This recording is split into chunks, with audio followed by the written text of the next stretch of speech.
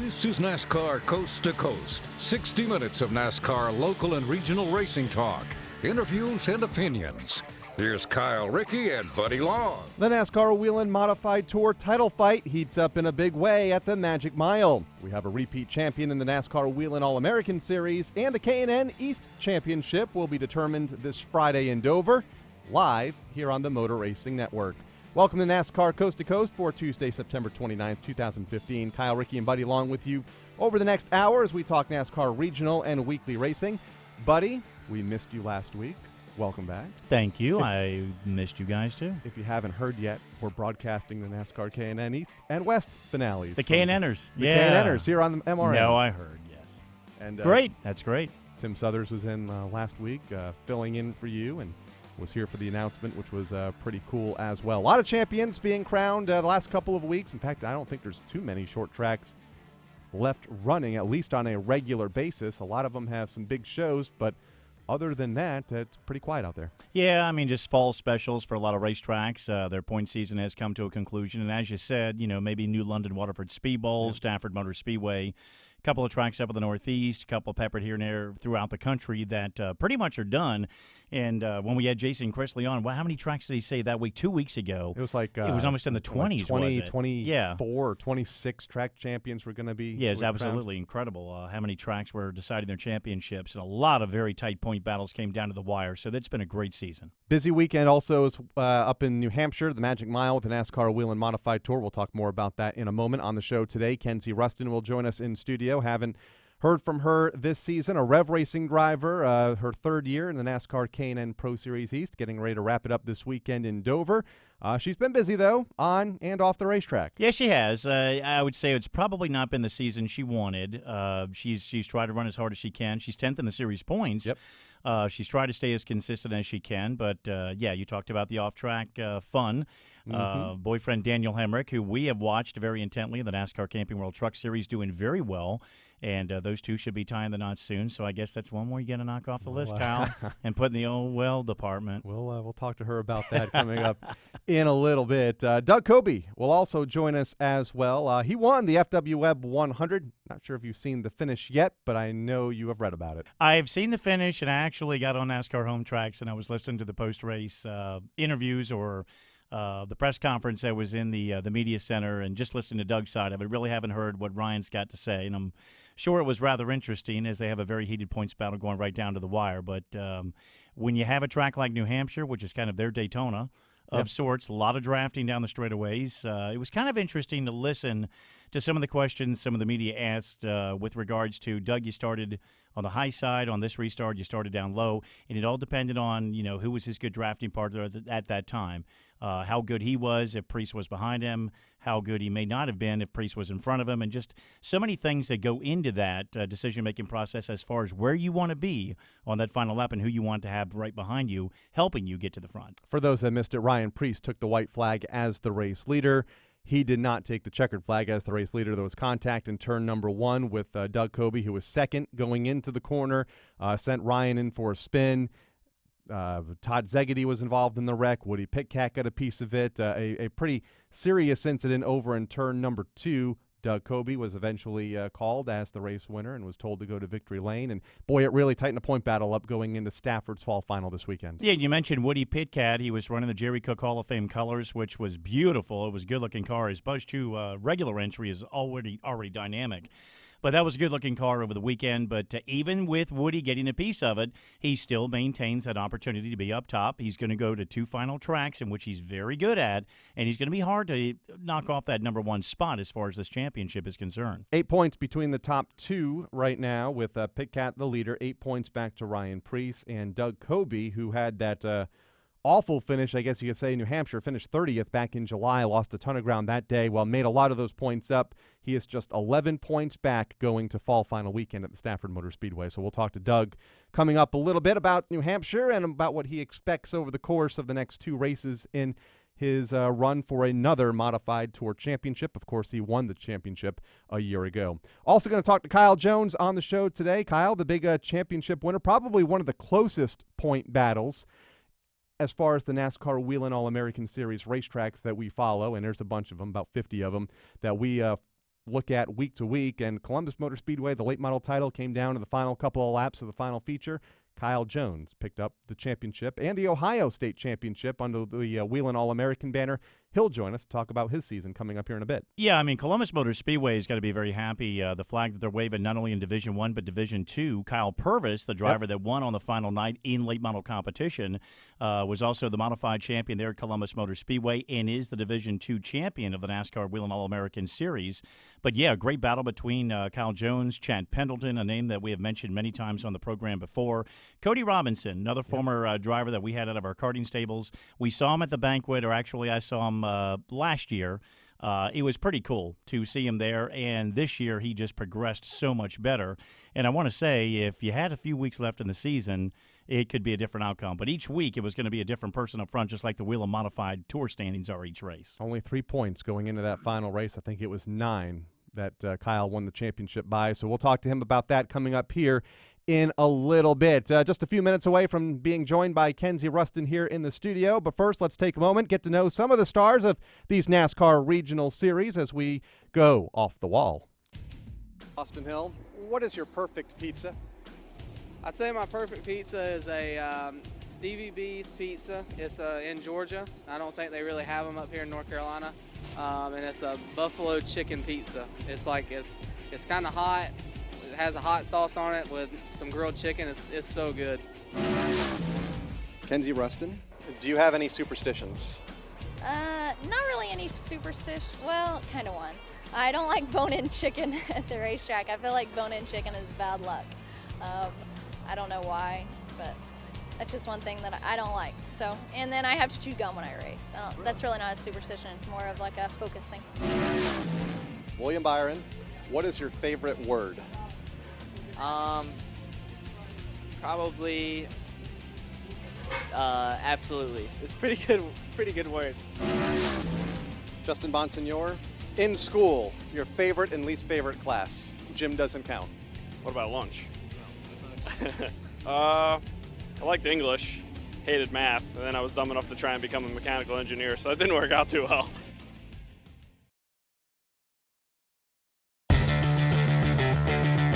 NASCAR Coast to Coast will be right back on MRN.com.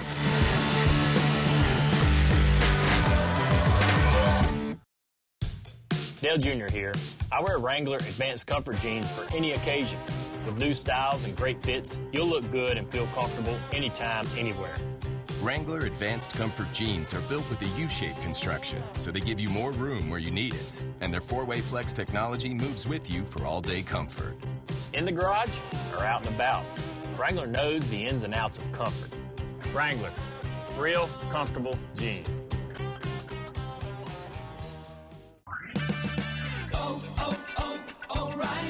Stop by O'Reilly Auto Parts today and pick up a 16-ounce can of Gum Out Parts Cleaner free after mail-in rebate. Great for cleaning brake drums and rotors, carburetors, air intakes, and all unpainted metal parts. Hurry in for this free offer at O'Reilly Auto Parts. Better parts, better prices every day. Limits apply. See store for details. O'Reilly Auto Parts. Play to win your share of $1 million every week this football season at DraftKings.com. With 1 week fantasy at DraftKings, you can play when you want with the team you want. Just pick your contest, pick your team, and pick up your winnings. Hurry to DraftKings.com now. Use code PITT and play for free with your first deposit in Sunday's $1 million fantasy contest. This isn't fantasy as usual. This is DraftKings. Welcome to the big time. Enter PITT for free entry now only at DraftKings.com. That's DraftKings.com.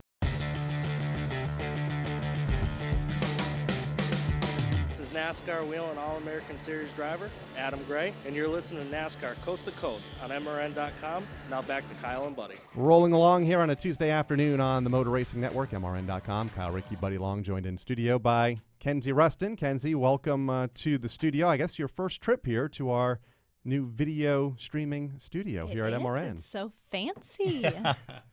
How's the season been for you? Your third season in the NASCAR K&N Pro Series East. Third different team. We'll talk more about that in a bit. But this year you're driving for Rev Racing going into the season finale this weekend. 10th in the series championship standings. Yeah, it's been a lot of ups and downs this year. So, I mean, it's been hard getting adjusted to a new team and everything. You know, 3 teams in 3 different years is definitely hard. So hopefully, I mean, I signed back up for the Combine this year, and hopefully I can join back up with Rev next year and kind of stay at the same place and with the same people every year. But it's definitely been a little rough year, but I'm excited to get to Dover. And Rev Racing has had some bright spots. We've seen Jay Beasley have a good season. Sergio Pena, who stepped in for Jay, obviously has done very well. Yep. Colin Cabry, Devin Amos, they've all been there trying to get their first victories of the season. You did start with Ben Kennedy actually a year ago, and that was a single-car operation. I know we've talked about this a little bit. How much of a challenge was that to go from not having a teammate to having several different opinions in a garage? I mean, just trying to get all the information from everybody. I feel like me and Jay Beasley are the closest, just maybe from racing together last year and then being back together this year. So I feel like we hit off each other with opinions and stuff a lot more. But I feel like having teammates definitely helps you. What they're dealing with their cars and kind of what I'm dealing with, and we kind of put our minds together and see what we can change to make us better. So I definitely think it definitely helps having teammates, and it's been a blast this year with them.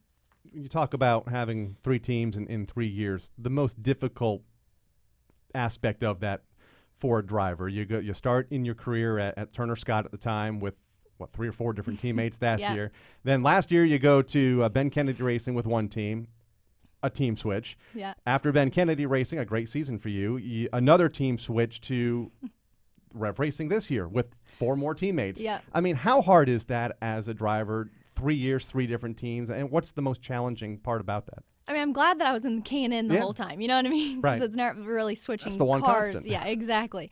But just going from teammates and not teammates and then crew chiefs, you have to learn each other. Halfway through the year, you finally understand each other. You know what I mean? Sometimes you don't just click right off the bat. So, but it's been difficult. But hopefully I can stay with the same team this next year. We'll see. But we'll see how it goes.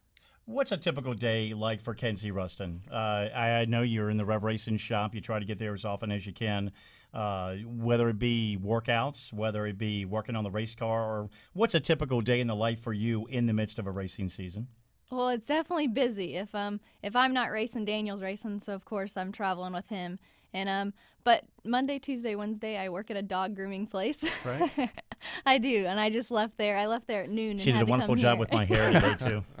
But it's been fun. It's just my friends my friend owns the dog grooming place, and she just asked me to come help Monday through Wednesday when I'm in town. So I go do that, and then I try to get to the shop as often as I can. But I live in Mooresville, and then I work there Monday through Wednesday, and then trying to get over here 45 minutes and stuff. So it's definitely busy, and then I leave again on Thursdays to go racing wherever we're going. So it's definitely busy, and there's not a lot of downtime for sure. Going to Dover this weekend, the season finale. You have 2 prior starts there. Thoughts about going to the Monster Mile and how physically demanding of a racetrack is that place? I was talking to Chris Buescher yesterday, the Xfinity Series leader, and he's like, have you ever been on the roller coaster at Carowinds where the Intimidator? I said, of course. Of course. He's like, well, that's what it's like for about 2.5 hours. Yeah. What's it like from your seat? It's definitely a monster. It's never been that great to me these last 2 years, but it's just so different than anything we go run. It's not like, I mean, a lot of people compare it to Bristol, but it's not like Bristol at all, I don't think. It's definitely demanding, and it's hard. A lot of people have to work their way up to it, you know what I mean? And the last couple of years we've just been super tight, and maybe it's me. Maybe I don't drive it hard enough. I don't know, but I mean, we've been struggling to get top 10s over the last 2 years. And the most recent time, you started 25th. You didn't have the qualifying effort you wanted, but you've told us over the course of history you're not a great qualifier. You've never been. But you had a good 14th place finish, and I know that's not what you want in the end of the day for you. You want something heck of a lot better than that. But 14th at Dover, when you have to come almost pretty much from the tail end of the field and fight some slower cars during that course of the deal and stay on the lead lap as best you can, has got to be pretty tough. It is, and I've never been a great qualifier, like you said, and at Dover, in our cars, it's so hard to pass because it's just a huge momentum thing. So it's definitely hard to pass, but hopefully this year we can qualify better and get a top 10. Talk about all the changes for you the last 3 years, but how have you improved as a driver since coming into this series, making your first start 2 years ago, at Turner Scott. What are some of the big things that you've noticed as from the driver's seat that you've improved on? I feel like I know what I need when I get to these places, a lot of them. So it's just trying to get the car to that point. I feel like I know that sometimes you have to be a little loose in practice to be good in the race and stuff like that. And I've been to most of the places. I mean, every once in a while we go to a new place. Like last year we went to, where did we go last year? Motordrome this year. Motordrome. And then Watkins Glen last year. There's just like a couple places that you don't go the year before, but I've been to most of them, so I feel like I can tell them what I need from the car. The schedule has stayed pretty consistent for you guys over the course of time. There have been some additions, as you mentioned, Motordrome, a couple of changes to the schedule here and there, and a couple of additions. It's always good. I would think one of the biggest challenges, even though you've been on the series and are getting adjusted to it, is getting adjusted to your competition, which is always a revolving door. It is. And I feel like us veterans, I guess, respect one another. And then you have some kids that come in and, want to run for wins and stuff, and it just gets a little dicey every now and then. So it definitely puts on a good show, but you kind of have to go up to him and be like, man, come on, it was lap 10. Like, right. I understand lap 140 when there's only 10 to go, but we're lap 10. Just calm down a second. You know what I mean? But that's definitely changes every year, the competition. You gotta learn how to race everybody. You've been doing some other racing outside of the NASCAR K&N Pro Series. Tell me about the Stacked Pickle 100. I love the name of the race. Right. This past weekend, you ran Sunday at IRP or Lucas Oil Raceway Park, part of the CRA Super Late Model Series. Yeah, we were actually really, really fast. We qualified third. I'm not a very good qualifier, so that was awesome. You know what I mean? I was celebrating. But in the race, we got super, super tight. We don't really know why. The hood caved in, and it kind of no bueno. No, the hood caved in and gave us some extra downforce on the front, and it just got super tight in the race. Daniel's at the shop trying to see if anything else went wrong, but I think it was a lot of aero. That place is. So basically, you go get on the radio, and I'll fix the car. I guess that's the way it's going to be. Have you already got him figured out like that? No. Are you going to get him to do that stuff for you while you can go do appearances? No. He was biting at his nails to get the car unloaded yesterday to work on it, and we didn't get home till 4 o'clock in the morning yesterday morning, so we kind of slept in and took it easy yesterday. So we had a day off yesterday, and both got back at it today. I had to be at work at 7:30 or whatever, and then he went to the shop. So talk about Daniel for a moment. Got to be proud running the full NASCAR Camping World Truck Series schedule this year for NTS Motorsports, and it seems like improving each and every week. Yeah, no, for sure. It definitely was a struggle for them at the beginning. I mean, him being new and didn't know any of those guys over there, and he's definitely been doing good. A lot of top 10s. Been in the top 10 a lot. So he's definitely impressed me, and I just hope that he can get something figured out for next year and be back in the Camping World Truck Series. And for those of us that have followed him a little bit longer than anybody else has, that might not be in the same area where he is, we know he had the ability to do it. For me, I think the turning point for him this year was when he hit Eldora. Yeah. That just really seemed to be the turning point for him. Did. But how cool is it to have two competitive spirits that are boyfriend and girlfriend, now fiancés, and just share information back and forth? It's not so much the competitive side of things, but, you guys, to a degree, are in different circles sometimes. Yep. You're in one direction, he's in another. There are times where you may be near each other as far as racing is concerned, but how cool has that been? It's definitely been a challenge, but it's definitely cool.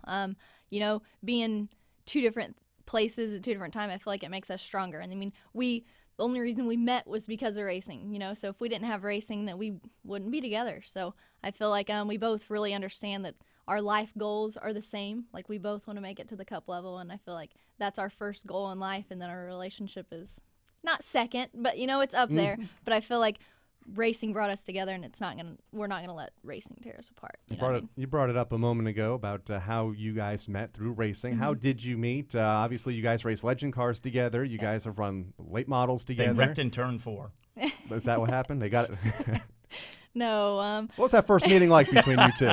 No. I was running semi-pro at the time, legend cars, and he was running pro, and the guy that took care of my legend car would tell me that, oh, Daniel thinks you're cute, and he would go tell Daniel, Kenzie thinks you're. We weren't even talking about each other, you know what I mean? But the guy that took care of our legend cars kind of hooked us up. So it's funny looking back now, but I mean, we were 17 and 18 when we met, so it's definitely been a crazy ride of every which way on North America racing back and across the country. So but it's definitely been fun, and I wouldn't change it for the world. Well, keep it that way. You know, another interesting twist in this, we know you come from Oklahoma. You'd said probably a while back you don't get a chance to go home too often because of your busy schedule, and we've been pretty lucky this year to follow 2 very good Oklahoma tracks on the NASCAR Wheeling All-American Series in the Salina High Banks and Flint Creek Speedway, to the point where the national champion almost came out of one of those racetracks. Got to make you pretty proud. It was. I know somebody came up to me. Where was it? Jason Chrisley came up to me, and he said, did you know that the champ or the leader of the national championship points is in Oklahoma? And I was like, no way. That's awesome. You know, there's not a lot of racing out there, especially not that NASCAR, you know what I mean, and a national championship at least. And I think it's really cool, really, really cool. I was very proud, and then I was so close. Lee Pullum come in and grabbed it away from him. Again, for the 4th time in a row. The last week, right? Last week came down. Last week. Came down to the wire. And if I think one of those racetracks didn't get rained out in Oklahoma, Thomas would have had a shot. Yeah, and it sounded like, I think what Lee said, Thomas gave him a call. He didn't even know who it was after the title had been decided. And those two, I don't think had talked to each other. Nope. And they just had like an hour conversation on the phone with each other, and Lee was just so enamored by him. What a great guy, just to call him, you know, from the middle of the country, somebody I've never met before, who I knew I was battling with, but they just became good friends.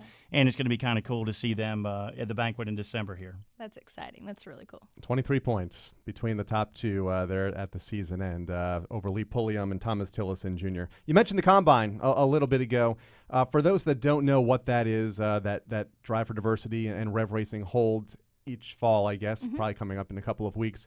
What is it, and what will your participation be this year compared to a year ago, now that you've already been, you know, a driver for the team for a year?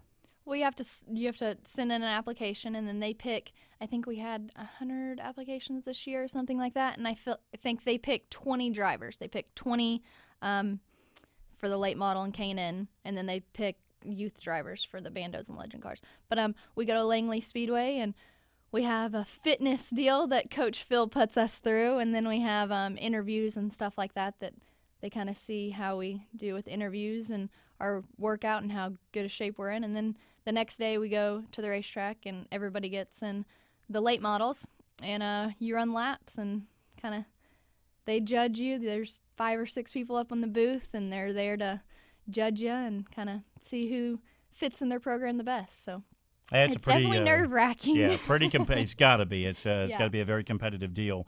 Another thing that you were a part of that Kyle and I did a broadcast of the NASCAR Hall of Fame for was the NASCAR Next program. You happened to be down there that particular day. Just talk about the progression, I guess, for yourself. How things have changed for you since you have made the move up onto the NASCAR level as far as your public appearances, how you handle yourself, and where you felt you were and now where you are now. You feel a tremendous progression? Oh, for sure. The NASCAR Next program helped me a ton with interviews and stuff. I used to get so nervous, and I would sweat, and I'd be like, and I feel like every other word was, those days. And I definitely feel like I've gotten a ton better. I mean, I still, every once in a while, I mumble and kind of drag stuff on, and I'm like, oh, geez, what am I doing? Now, you know what I mean? Please shut her up. She won't stop talking now. Yeah. But I definitely think it's definitely been a huge, huge help to me, the NASCAR Next program, and they put you through some pretty tough media training, and it definitely helped me for sure. All right. We talked about it a bit ago. Show us the ring. The ring? The ring. There we go. Very nice. Holy smokes. Huh? I got to work 10 years to afford something like that. And the trip that you went on where you got that ring looked just as impressive. And she makes him work on the car. She's got the tiger by the tail. Absolutely. No, we definitely both put that car together. But No, it was a surprise trip that he took me on, and I kind of had a little suspicion, because we'd never been out of the country and we'd never been on vacation. So I definitely was a little suspicious. I was just like, okay, when's it going to happen? When's it going to happen? Wow. You know what I mean? But I was definitely very excited. Of course, I'm emotional, so I bawled. I was like, oh, my God. But it was fun, and hopefully we're trying to set a date right now, and we want to go back destination. We want to go on a trip. So Must be around a racing event or in Yeah, between it. yeah. What I race know. weekend are we not running yeah, that we can get married? probably off season, but that's okay. That's when they usually okay. happen in our industry. Yeah. So, but we're excited. We're excited to spend the rest of our lives together. It's not going to change much because we've been living together for a couple years now, anyways. So. Used to all those habits already, Yeah. so you're good to go. Exactly. So. Good. Kenzie, thanks for joining us here, dropping into this new studio here at the Motor Racing Network. And best of luck to you at Thank Dover. you. And Thank we'll you. be watching to see how the Combine goes here in a couple weeks. All righty. Thank you guys for having me. Kenzie Ruston, 10th in the championship standings. Don't forget, you can hear the race live from the Monster Mile Friday afternoon. Our pre-race coverage begins at 4:30 here on NASCAR Coast to Coast. And we'll go to the booth of the Monster Mile at Dover at 5 o'clock for hopefully what will be a 5:07 green flag to determine the NASCAR K&N Pro Series East Championship. When we come back, we're going to talk modified racing with Doug Coby, the winner this past weekend of the FW Web 100 at New Hampshire Motor Speedway. Coming back with more of NASCAR Coast to Coast, it's Kyle Rickey and Buddy Long right after this.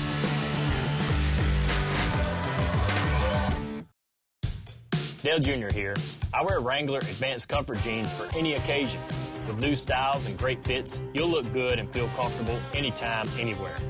Wrangler Advanced Comfort jeans are built with a U-shaped construction, so they give you more room where you need it. And their four-way flex technology moves with you for all-day comfort. In the garage or out and about, Wrangler knows the ins and outs of comfort. Wrangler, real comfortable jeans. Motor Racing Network has always been your source for motorsports coverage when you couldn't be at the track. Now, MRN is even more accessible with the brand new MRN app, available on your iPhone or Android device right now. This free app delivers all the latest motorsports news and schedules, locates nearby MRN stations, streams your favorite programs, and lets you interact with the MRN team on social media. Search MRN in the App Store or on Google Play. It's the Motor Racing Network at your fingertips, and it's available right now.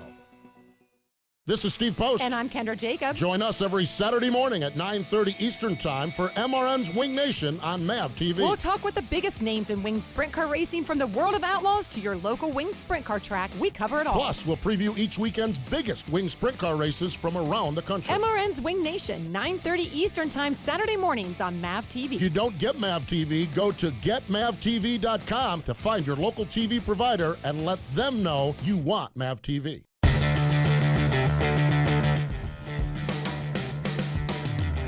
This is NASCAR Coast to Coast on MRN.com. Here's Kyle and Buddy. Welcome back to NASCAR Coast to Coast, one of the more enjoyable events that we get to see each year, the NASCAR Wheel and Modifying Tour up at the New Hampshire Motor Speedway. Sadly, you weren't there this weekend, buddy. And I could have been, but I had to go somewhere else. I missed you. I missed it. I really missed you. did. Sat I in the did. grandstands, watched the race. A lot of great racing, as is the case every time we go up to the Magic Mile. I'm trying to find the lead changes here on the results. 127. There was probably that many if you include the ones on the back straightaway. It was that wild. was on the back straightaway only. Yeah, it was a very competitive race, and the driver that came out top when all was said and done was last year's champion, Doug Coby, who joins us now on the guest line. Doug, welcome back to NASCAR Coast to Coast, and congratulations on the win at New Hampshire. Hey, Kyle. Hey, buddy. Thanks a lot for having me on, and thanks for the congratulations. It was certainly an interesting race, to say the least, and I'm sure we have a lot to talk about. We'll talk about the finish in a moment, but the first half of the race, bring us to the first 50 laps up until the competition caution. Lead change after lead change after lead change. That's got to be fun as a driver to see the lead swapping 2 and sometimes 3 times a lap. Yeah, it's fun. I mean, it's definitely fun to be part of the lead pack of cars at Loudon, and I remember the first couple times when I had a car good enough to do that. It's really exciting to, lead your first laps at Loudon and, actually usually lead your first lap, and then you get blown by somebody else the next lap. But, we had a great car, and we started on the pole and got to mix it up with Bobby Santos and Timmy Solomito for most of the first part of the race. And seemed like we were either first or second the whole time. I think other guys kind of popped in around different spots, but our car was really strong, and it gets a little bit frustrating because I felt like I had a car that was good enough to pull away from people, and it wasn't until we started to catch some of the lap cars where, as the leader, I could use the draft off the lap cars to give myself a little bit of a gap between second place runner. But it's always exciting when you can race up front and swap the lead and start to really see where your car wants to work for the second 50-lap segment, because that's really what the first 50 laps are about, is making sure that you have something that can race really hard for the next 50. And what a testament it is to the chassis builders, because this was a brand new car for you. And I think you made a comment during the course of the weekend after the event was over with that's how good the chassis manufacturer is, the builder of the car. I mean, you can't tell. You can get in one car and get in the next one sitting in it. You can't tell the difference because they're that good. You unloaded off the trailer, fastest in practice, qualifying, and the race itself. I mean, that's a true testament. No bugs to iron out of this car. It was amazing. Yeah, I mean, the LFR chassis have been great for my crew chief, Phil Moran, to work on. And I think the comment that I made was that Phil's the one that makes it so that every car I get into is identical, from where the seat is to the, just the way everything's mounted and the way everything feels. I mean, a lot of the parts that were on this car came off of the car from Bristol that we wrecked and ended up throwing that chassis to the side to put this new car together. So right after Bristol was over with, Phil and a couple of crew guys just hammered at the car, pretty much had it done within a week and a half, and knew they were getting it ready to go to Loudon. And usually we like to take a car out to shake it down at Stafford or Thompson or somewhere, Waterford, wherever we can. But just with the timing of the race schedule this year, we weren't able to do that. So took it out at Loudon, and we were fast in practice. We were no worse than fifth, I think, the whole practice session. And then we were second fastest in practice. Ryan was actually the fastest. But, then qualifying comes along, and the thing was just a rocket ship. So it's really great to start out front at Loudon. To start the race, just to settle in and, lead some laps and see how the car's going to be for the long run. Second half of the race, for the most part, long green flag run. You guys settled in. You were the leader. Ryan pretty much tucked in behind you. Woody was a distant third for a while and then slowly reeled you guys in until a couple of late race caution flags set up for that last green-white checker finish. Bring us through that last lap and the contact in turn one. Yeah, sure. I took the outside on the restart so that I could try to get a run, through 1 and 2 on the green flag lap so that I would keep the lead. I figured I kind of wanted to just defend my position and try to stay up front, but Patrick Emmerling was fourth and didn't get a tremendous restart behind me and really didn't give me a push down into turn 1, and Ryan got a good push from Bobby Santos, so he ended up getting by us off of turn 2, and I was able to draft up behind him down the backstretch and clear Bobby going into turn 3, which set up, coming down the front stretch for the white flag with Ryan leading and me trying to push him away from the pack of cars. We actually got a pretty good gap, I think, coming off of turn 4. I think we actually had about a 2 to 3 car length lead coming down for the white flag. And Ryan and I drove hard into the corner. And, my thought process, and I've told everybody this, and I still know that this is what I was thinking.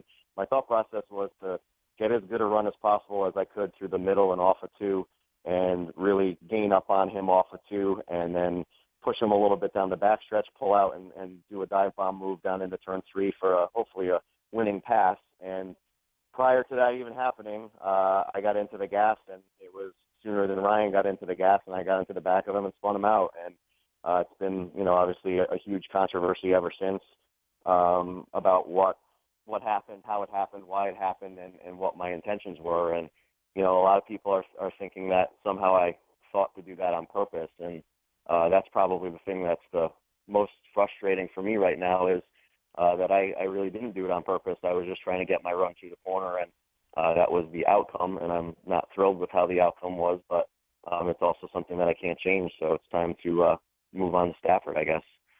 Have you and Ryan had a chance to talk any this week with regards to how things went as you move forward to Stafford this weekend?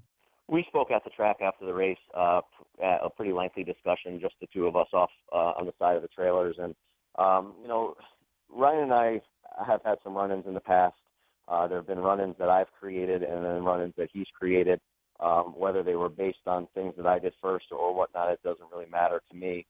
There's just been times where we've been battling for wins and we've gotten together and the guy who thought he had the faster car ended up finishing second or not winning in a sense.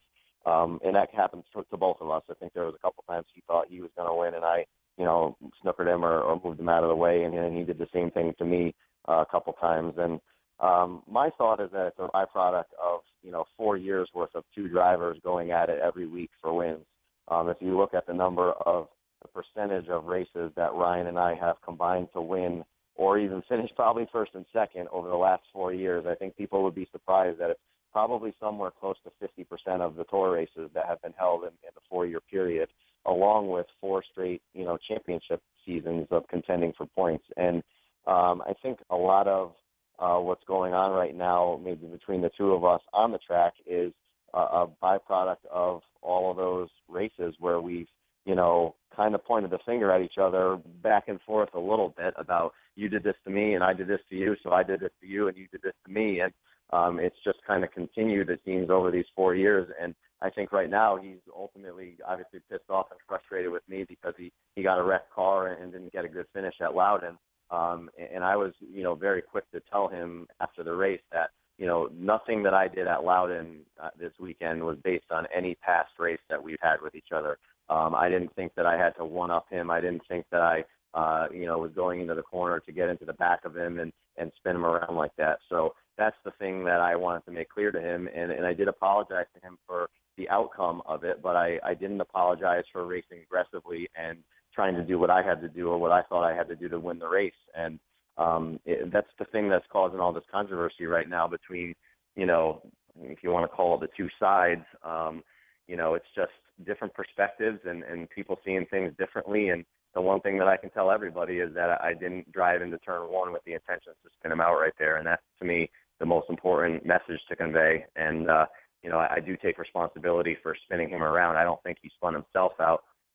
There's even some people saying that it looked like his car got loose before I hit him. And to be honest with you, I don't really believe that. I mean, I'll watch the video and maybe if there is an instance of that might change my opinion. But my opinion on this whole thing is I went to get into the gas to get my run, and he hadn't gotten back to the gas yet to get through the middle of the corner. And I ended up getting into his bumper and spinning him. So it is what it is, and I can't change it. It's made for a very tight championship battle now with 2 races to go. You're third, 11 points out. Woody still leads, or now leads, by 8 over Ryan. Any concern that there could be some carryover to these next 2 races at Stafford and Thompson?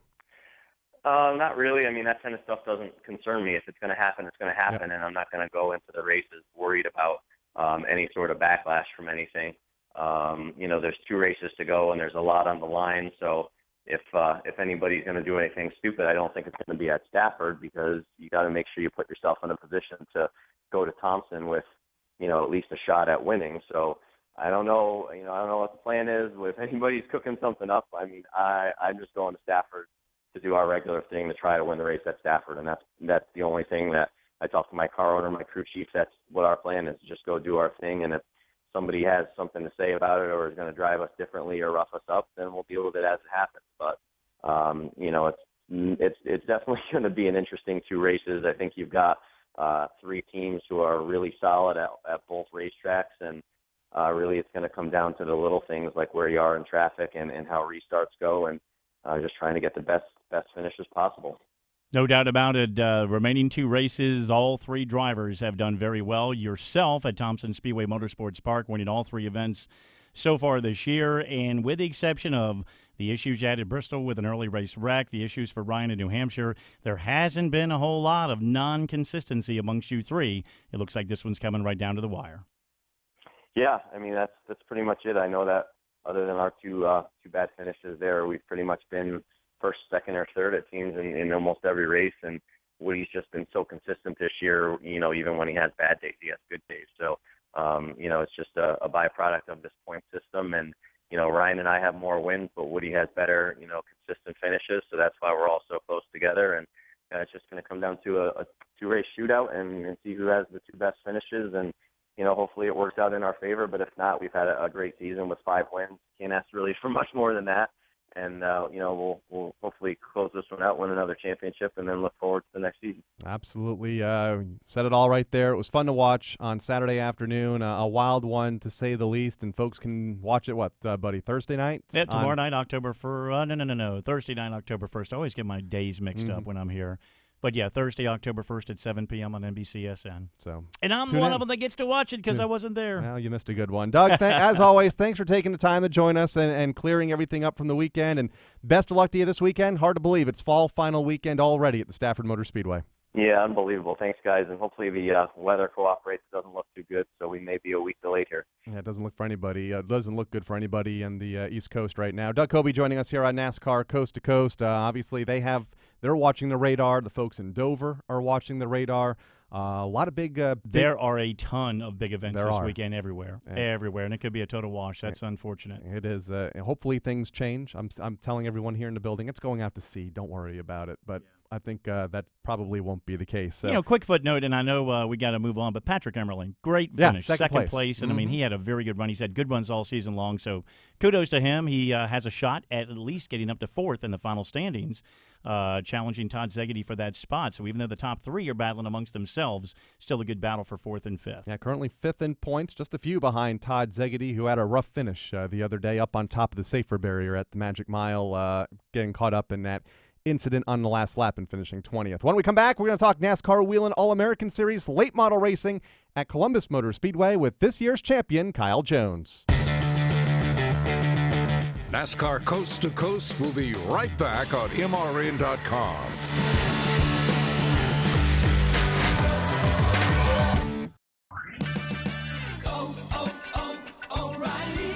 Rewards Member Appreciation Month at O'Reilly Auto Parts is ending soon. You won't want to miss the store-wide savings and double point deals on over 150 items. And if you're not already a member, sign up today during O'Rewards Member Appreciation Month. It's fast, easy, and free at O'Reilly Auto Parts. Better parts, better prices every day. O'Reilly Auto Parts. Dale Jr. here. I wear Wrangler Advanced Comfort Jeans for any occasion. With new styles and great fits, you'll look good and feel comfortable anytime, anywhere. Wrangler Advanced Comfort Jeans are built with a U-shaped construction, so they give you more room where you need it. And their four-way flex technology moves with you for all-day comfort. In the garage or out and about, Wrangler knows the ins and outs of comfort. Wrangler, real comfortable jeans.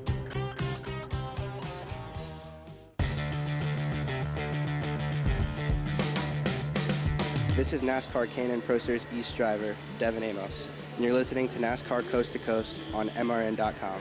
Now back to Kyle and Buddy. All right, thank you very much, Devin. While we're talking about modifieds, one more footnote. Want to kind of congratulate Ryan Preece. Made his NASCAR Sprint Cup Series debut over the weekend. Was able to qualify into the show. Did he make the chase? No, he did not make the chase. Oh, darn it. But did a great job with Premium Motorsports. Good, with some help good. from Tommy Baldwin Racing. Finished 32nd and completed all but 4 laps. So stayed out of trouble. That's a good day for a driver making his debut. That's a very good day. Not everybody at New Hampshire this weekend can say that.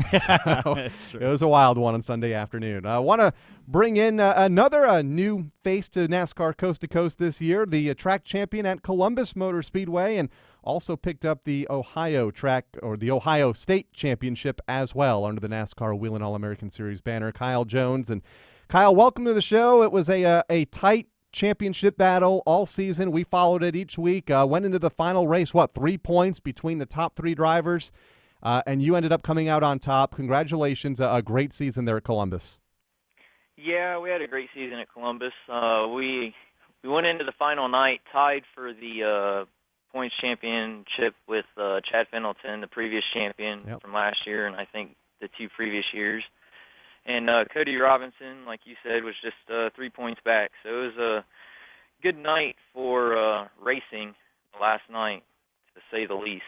And a very competitive year because it seemed like no one driver really took this this series or this division by storm.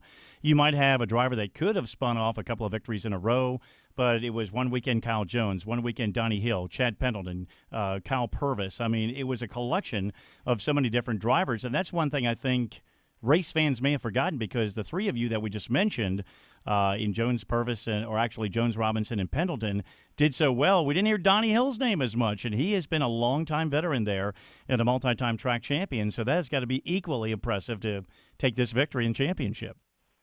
Yeah, Columbus had a really good group of late models this year. It's probably the best group of late models they've had since they've switched to the template cars and got away from the outlaw super late models. So, with that being said, it was nice to win it with the competition that was there. Going into that final night, you mentioned 3 points separating between yourself and Chad Pendleton. You guys were tied. Robinson was right there, 3 points back.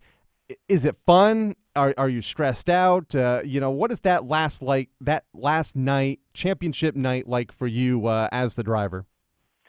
For me as the driver, I just wanted to do what we had done all year, and that was just go there, hopefully win the race, set fast time, and come out on top. But it was very stressful for me as a driver, because I've had a few championships, I don't want to say necessarily taken away from me, but I've had a few that I've lost, let's put it that way. And this is the first one I've gotten, and it's there's no real words that can even explain it.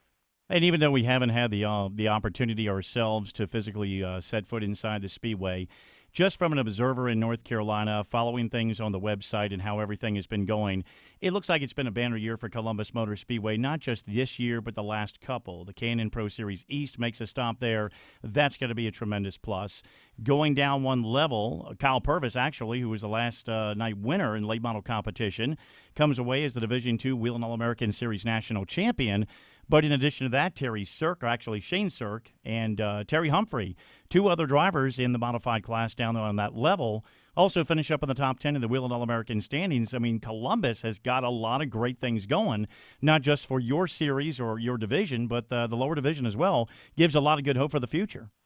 Yeah, the modifieds, they get good fields, and like you said, Kyle Purvis came away with the Division II national championship, and also Shirk finished, I think it was third or fourth, and Terry Humphrey, like you said, was right up there.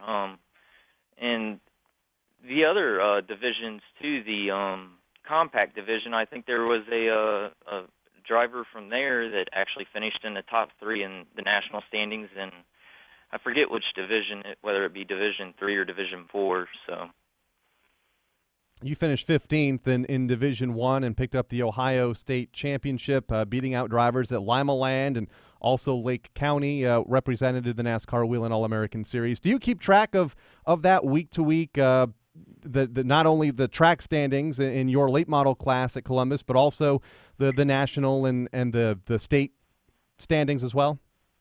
Yeah, I do. Especially in the middle of the season when we had a stretch there where we won, I think it was 4 races in a row or something like that. And in that stretch, I was really watching the national standings and computing averages and whatnot. And just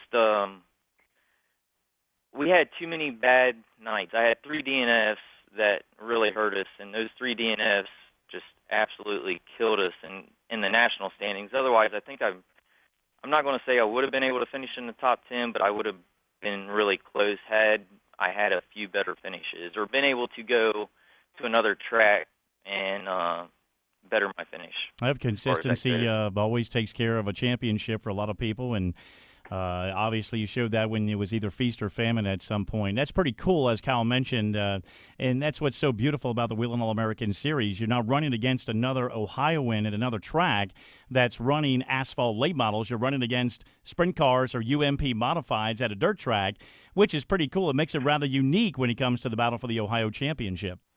Right.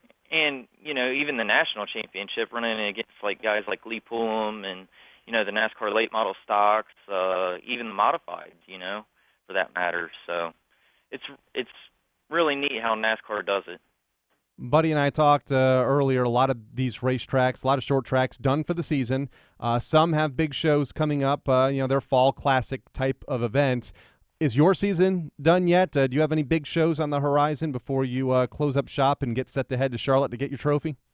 The last big show we are going to do this year is the Snowball Derby, which That's a we're big not show. actually going to run the Derby portion of it because that's the super late, but we will be in the Snowflake, which is the crate engine class. So That'll be pretty cool indeed. How about 2016? Has plans already been made for you? You're kind of lining things up for the new season. Anything different than what you've been doing this year? Really haven't made any plans towards the 2016 season yet. Just kind of seeing how the Derby goes and see how all the banquets and all that goes. There's a few things I would like to do next year, but just whether or not we have the sponsorship help and the funds, I guess, to be able to do those things is the question. Well, it's going to be fun for us to see you at the award ceremony in December here at Charlotte. It's going to be a fun time. We had a great time here last year. My only question is, Columbus has been very successful this year. You guys have a lot to brag about. You had a great points battle come right down to the wire for late models. Division II Wheel and All-American champion. Don't you feel like you have enough guts to go up against Ohio State football and go deeper into the season for your racing? Or does Ohio State football really get you guys that bad? I honestly think the reason why Columbus quits racing when they do is just because the NASCAR standings are cut off. I know, I'm just kidding with you. No, the Buckeyes, they're pretty awesome, aren't they? Yeah, absolutely, absolutely. Number one team in the land. So I'm sure when it's time for Urban Meyer to put the boys to work out on the gridiron, it's time for Columbus Motor Speedway to shut down. Yes, sir. I would jump in, but I don't know nothing about football. So, come on. I'm sorry. All right, Kyle, thanks for joining us here on NASCAR Coast to Coast. Congratulations on a great year. Good luck at the Snowflake 100. Hopefully they don't run that race at, 4 o'clock or 5 o'clock in the morning like they did. I know it. They ran it. They finished that thing at sunup last year. So hopefully that's not the case this year, and we'll see you in Charlotte in December at the award ceremony. Thank you, and thanks for having me on the show. I appreciate it. I appreciate you taking the time to join us. Kyle Jones, the late model track champion at Columbus Motor Speedway, did well, 15th in the national standings, which, for one track. And you'll look at some of the guys ahead of him. I think there's only 2 or 3 guys ahead of him in points that can say they raced at one track during the course of the year. You have guys like Lee Pulliam. See, 1, 2, 3, 4, 6 racetracks that he competed at and accumulated points over the season. I can think of Jacob. If it's good day, and I hope it is, Jacob. If I've missed it, I will catch you in December, and for the proper pronunciation. Lone Wolf at Elko, that's the only race. Craig Von Dorn, obviously, at Grandview. But there was quite a few that fought up there and held their own with just one track under their belt to get as high as they did. I'm very impressed. We had Taylor Holdaway on the show a couple of weeks ago, and his goal was, I want to have a shot at the championship. Don't get me wrong, but if I can get top 3, that's going to be awesome. Well, he finished 3rd. Santa delivered early. And only running at the Sunset Speedway up there in Canada this year, so we'll be talking to Taylor in December. Great effort by him. Quickly, Lee Pulliam is the national champion. What is it, number 4? I have it here somewhere in the notes. 3rd national championship in 4 years. Okay. So I was thinking 3, but I didn't want to say it. Good for him. Picked it up on the final weekend over Thomas Tillison Jr., Taylor Holdaway, Jimmy Zacharias, who competed at 3 different racetracks this season, and Keith Rocco rounded out the top 5. So we have dirt, modifieds, late models, asphalt, all there, international in the top 5.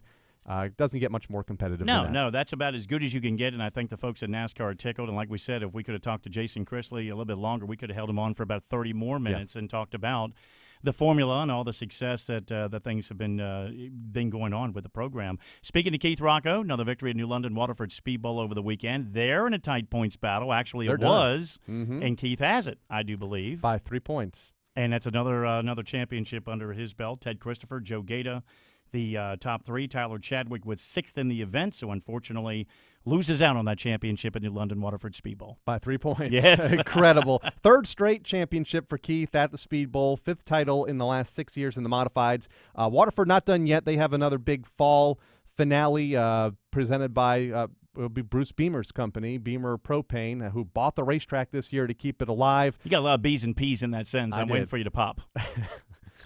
Go ahead. I don't know. Don't snort. Pop. October 24th, 25th, Waterford Speed Bowl will close up their 2015 season. New Smyrna had the Marion Edwards Memorial 100 for Super Late Models. Tim Russell coming away with the victory over George Gorham and Bobby Good. Chris Fontaine was there. He finished 9th, one of the former Camping World Truck Series drivers. Kaz Gralla came home 15th. As they continue their season deep into the latter part of September and October. I don't know when they have championship night for these guys, or do they? Christmas. Is it Christmas? Are you on? It's no. But it's about that time of year. Chris Drickle won the final super late model race of the season at Las Vegas Motor Speedway, at least the final points-paying event, over Scott Gaffarini. Gaffarini, for the second straight year, picked up the late model championship, his sixth track championship, won it by 26 points over Dennis Rock.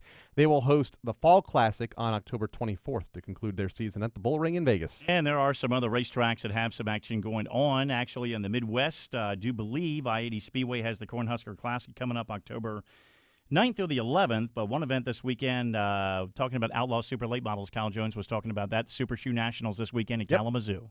Riverhead Raceway, touched on it quickly last week. They have closed up their 2015 season. Tom Rogers Jr. picked up the 9th series win 2 weeks ago when the track wrapped up. He also picked up his 3rd modified title. Oh, and he also won the figure 8 championship this year. Oh, I love figure 8s. I miss seeing them. Chris McKean winning on championship night, I believe, at Magic Valley Speedway. Sometimes I get a little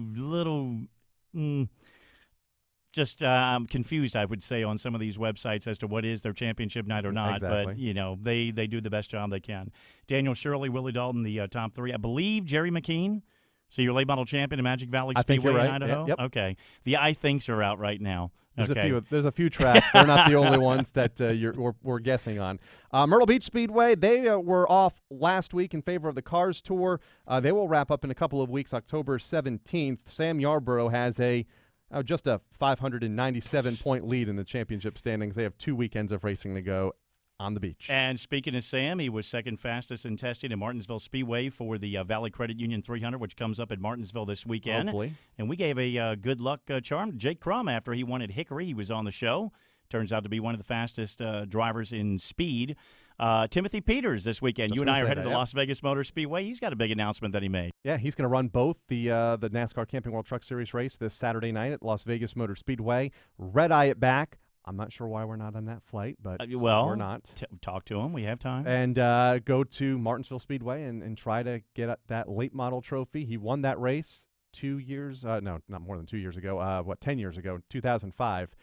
Picked up a grandfather clock in the late model classic there. Yeah, and I forgot Jake had actually won that race as well a few years back. He did. Did a great job. I was very impressed. But Brayton Hawes, Brandon Butler, C.E. Falk, Cress Van Dyke, Lee Pulliam, they're all up in there as far as practice was concerned. About 80 cars, if not more. Should be a great show coming up on Sunday if Mother Nature leaves them alone. And I wish we could be there, along with the NASCAR K&N Pro Series East Championship race this Friday, live on the Motor Racing Network, pre-race at 4:30 Eastern Time. Want to thank Kenzie, Ruston, Doug Coby, Kyle Jones for all joining us. For Craig Moore and Robbie Mays, along with Buddy Long, I'm Kyle Rickey. We will see you back here next Tuesday on the Motor Racing Network. You've been listening to NASCAR Coast to Coast. Tune in next Wednesday at 1 Eastern for more talk from local tracks all over America. NASCAR Coast to Coast is also available on demand in the MRN.com Media Center or download from iTunes or Stitcher. NASCAR Coast to Coast is a production of the Motor Racing Network. All rights reserved.